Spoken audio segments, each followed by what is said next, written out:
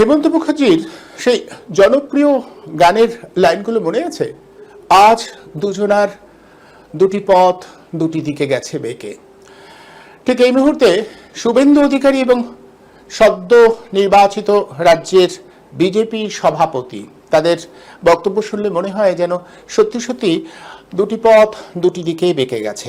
কিছুদিন আগে পর্যন্ত আমি আমার ভিডিওতে বলেছিলাম, বারবার করে বলবার চেষ্টা করেছিলাম যে বিজেপি তার কৌশল যদি না বদলায় তাহলে এই রাজ্যে তাদের নির্বাচনী সাফল্য পাওয়া কঠিন। একেবারে পরিষ্কার বলেছিলাম, কারণ এই মেরুকরণের রাজনীতি অর্থাৎ হিন্দু মুসলমান মেরুকরণের রাজনীতিতে তারা অনেক পেছিয়ে থেকে শুরু করবে।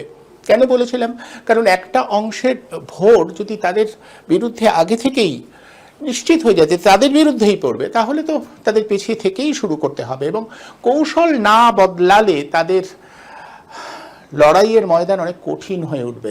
আর নতুন সভাপতি হিসেবে আসবার পরে শ্রমিক ভট্টাচার্য যেন ইঙ্গিত দিতে শুরু করছে সেই কৌশল বদলানোর। একেবারে পরিষ্কার তিনি যেভাবে বলছেন তাতে মনে হয় যেন তিনি ধর্ম নিরপেক্ষতার বাণী বিতরণ করতে এসেছেন। তিনি পরিষ্কার বলছেন, কিভাবে বললেন আমরা শুনেছি সাংবাদিকদের ডেকে কিংবা জনসভায়। তিনি বলছেন যে আমরা কারোর বিরুদ্ধে নই, আমরা মুসলিম সম্প্রদায়ের বিরুদ্ধে একদমই নই। আমরা মনে করছি যে মুসলিম সম্প্রদায়ের মানুষকে এ রাজ্যের শাসক দল বিশেষ কাজে ব্যবহার করছে, ভোটের স্বার্থে ব্যবহার করছে এবং তাদের বাড়ির ছেলেপিলেরা মূলত অপরাধী চক্রের সাথে জড়িয়ে যাচ্ছে। আমরা চাই বোমা নয়, অস্ত্র নয়, তাদের হাতে কলম তুলে দিতে। তারা নাগরিক হিসেবে পরিচিত হন, তারা নাগরিক পরিচিতি পান এ রাজ্যে, সেটা আমরা চাই, শ্রমিক ভট্টাচার্য বলছেন। আর ঠিক উল্টো দিকে আমাদের নিশ্চয়ই মনে আছে শুভেন্দু অধিকারী কি বলেছিলেন? পরিষ্কার তিনি বলেছিলেন সবকা সাথ সবকা বিকাশ নয়, আমরা তাদের বিকাশ চাই যারা আমাদের সাথে রয়েছে। তাই তিনি এমনকি এটাও বলেছিলেন যে বিজেপিতে যে সংখ্যালঘু মোর্চা আছে সেটাকে তুলে দেওয়া হোক, এ কথা তিনিই বলেছিলেন। ফলে কি হলো? মনে হচ্ছে যেন দুটো পথ দুদিকে বেঁকে গেছে। এখন এইটা একটা নতুন কৌশল, বিজেপির পক্ষ থেকেই নতুন কৌশলটা নির্ধারণ করা হয়েছে। বিজেপি ভোটের ময়দানে নতুন কৌশলে সামিল হচ্ছে, সাধারণ মানুষ এটাকে নেবে। আমি বলছি এটা দুটো দিক আছে। আগেই আমি বলেছিলাম যে কৌশল না বদলালে তাদের জন্য লড়াইয়ের ময়দানটা খুব কঠিন হয়ে যাবে, কিন্তু একই সাথে আমি এর আগের ভিডিওতে এটাও বলে রেখেছিলাম যে কৌশল বদলালেও সেই কৌশলকে বিশ্বাসযোগ্য করে তোলবার জন্য সময় দরকার। সেই সময়টা কিন্তু বিজেপির এ রাজ্যের নেতৃত্বের হাতে নেই, কারণ আর মাত্র সামনে কয়েকটা মাস। এর মধ্যে তারা যে নিছক কৌশল করছেন এটাই তো ধরা পড়ে যাবে। কৌশলকে কৌশল হিসেবে ধরা পড়ে গেলে, সাধারণ মানুষের কাছে ধরা পড়ে গেলে সেটা কার্যকর হয় না, সেটা দিয়ে সাফল্য পাওয়া যায় না। সেটাকে বিশ্বাসযোগ্য করে তুলতে হবে। আর বিশ্বাসযোগ্য করবার জন্য সময় দরকার, নিরন্তর লেগে থাকা দরকার। সেই লেগে থাকবার মতো সময় কিন্তু নেই।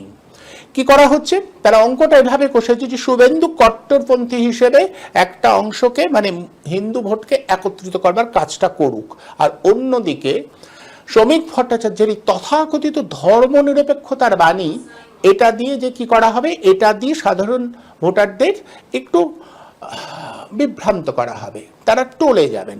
অর্থাৎ শাসকদের মধ্যে থেকে এমন একটা অংশ তৈরি করা যে শাসককে ভোট না দিয়ে তারা যাতে একটু ভাবেন। কিংবা তৃতীয় বিকল্প হিসেবে যে কংগ্রেস এবং সিপিএম জোট কিছুটা এই গত উপনির্বাচনে, কালীগঞ্জের উপনির্বাচনে অনেকটা শতাংশের হারে ভোটটা বাড়িয়েছেন, সেটা যাতে থামানো যায়, এই কৌশলটা নেওয়া হয়েছে। এই কৌশলে সত্যি কি ফল হবে বলা কঠিন, কিন্তু ভেবে দেখুন বিজেপি কিন্তু তার কৌশল বদলাতে শুরু করেছে। এটার দুটো দিক থাকতে পারে। এক হচ্ছে সত্যি সত্যি তারা মনে করছেন যে এই রাজ্যে ক্ষমতায় আসতে গেলে তাদের নতুন করে ভাবতে হবে, আর অন্যদিকে শুধুমাত্র বলবার জন্য বলা।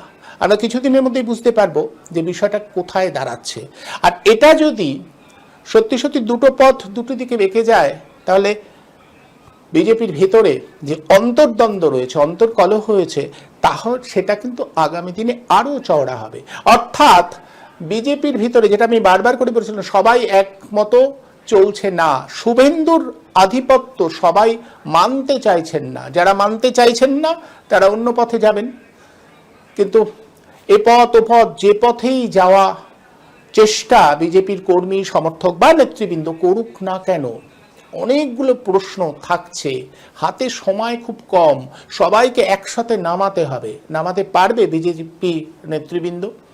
দিল্লি থেকে আপাতভাবে বলা হয়েছে শুভেন্দুকে মুখ করে নামানো হবে, মুখ্যমন্ত্রীর মুখ করে, কিন্তু শুভেন্দুর আধিপত্য অনেকেই তো মানতে চাইছেন না, এবং সেই মানতে না চাওয়া থেকেই অন্য সুর কিনা সেই প্রশ্নটাও তো বিজেপির অন্দরমহলেও উঠতে শুরু করেছে। খুব বুদ্ধিমান বিজেপির নতুন সভাপতি, তিনি তার মতো করে একটা সাজাচ্ছেন, কিন্তু ভিতরে কি আছে সে সম্পর্কে যথেষ্ট সন্দিহান কি শুভেন্দু নিজেও নন।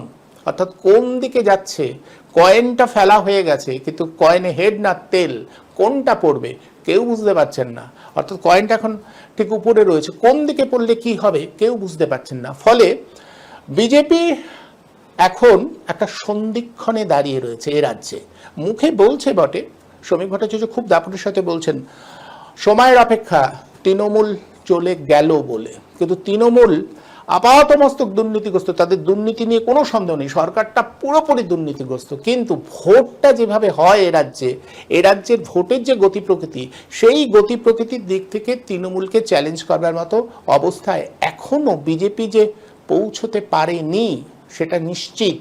তারা কৌশল পাল্টাচ্ছেন, নানা রকম কথাবার্তা বলছেন, এরকম ভাবে খেলবেন, ওরকম ভাবে খেলবেন, সমস্ত কিছু নির্ধারণ করছেন, কিন্তু শেষ পর্যন্ত কি হবে বলা খুব মুশকিল, সময় জবাব দেবে। কিন্তু আমাদের যা পর্যবেক্ষণ, আমাদের যা মূল্যায়ন, তাতে খুব নির্দিষ্ট করে কৌশলের কথা, কিন্তু নির্দিষ্ট করে তারা কোন দিকে এগোতে চাইছেন সেটা যদি না রাখা যায়, তাহলে তাদের পক্ষে এত তাড়াতাড়ি তাদের যাবতীয় ব্যর্থতা ঝেড়ে নতুন করে সেজে ওঠা খুব মুশকিল। কিন্তু এই পরিপ্রেক্ষিতে একটা কথা নিশ্চিতভাবে বলা যায় যে বাম সিপিএম এবং কংগ্রেস, আমি বলছি তৃতীয় বিকল্পের কথা, তারা যে একটা ময়দান বা পরিসর তৈরি করেছে সেটা যে খুব গুরুত্বপূর্ণ, এটা কিন্তু বিজেপি নেতৃবৃন্দ মেনে নিল।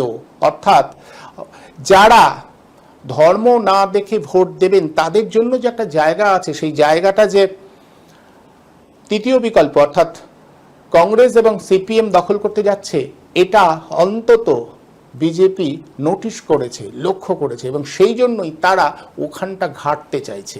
এটা একটা কৌশল, কিন্তু সেই কৌশল আসলে এটা স্বীকৃতি দেওয়া যে পথে বাম এবং কংগ্রেস এগোচ্ছে তাতে তাদের একটা সম্ভাবনা আছে। এটা কিন্তু পরোক্ষে বাম এবং কংগ্রেস যদি জোট হয় তাদের একটা প্রাপ্তিও। অনেক কিছু ঘটবে, অনেক কিছু হবে আগামী কয়েক মাসে, কিন্তু লক্ষণীয় বিজেপি তার কৌশল বদলাতে শুরু করেছে। সেই বদলানো কতটা ফল দেয় আমাদের অবশ্যই সেদিকে লক্ষ্য রাখতে হবে। আচ্ছা, এই পর্যন্তই। আবারও বলা, এই ভিডিওর সম্পর্কে আপনাদের মতামত দেবেন, আমাদের কমেন্ট বক্স খোলা থাকবে। দেখা হবে অন্য আর একটা ভিডিওতে।